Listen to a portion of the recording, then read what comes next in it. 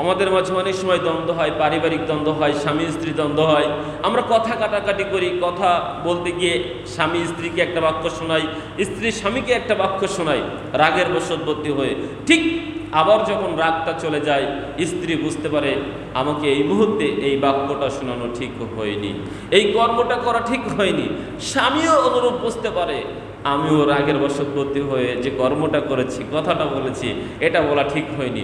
হয়তো তারা আবার নিজেদের মাঝে এসে স্বীকার করে, অথবা তার জিদ অহংকার তাকে এটা স্বীকার করতে থেকে বিরত রাখে, স্বীকার করা থেকে বিরত রাখে, স্বীকার করে না। তবে বাস্তবতা এই, সে যখন সাধারণ সেন্সে চলে আসে তখন সে বুঝতে পারে আমার ভুল হয়েছে।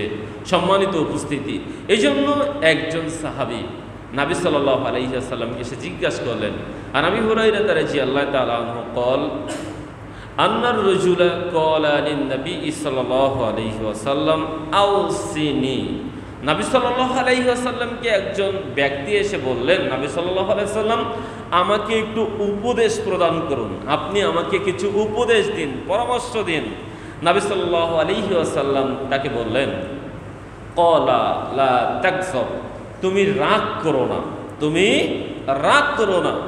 ব্যক্তিটি ফরদ্দা যালিকা মিরারন, ব্যক্তিটি কয়েকবার নবী সাল্লাল্লাহু আলাইহি ওয়াসাল্লামকে জিজ্ঞাসা করলেন, নবী সাল্লাল্লাহু আলাইহি ওয়াসাল্লাম আপনি আমাকে কিছু উপদেশ দিন, আপনি আমাকে কিছু পরামর্শ দিন।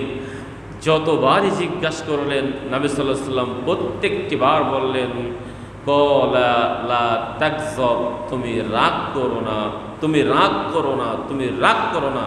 হাদিসটি বুখারী মুসলিম মিশকাতের 5104 নম্বর হাদিস।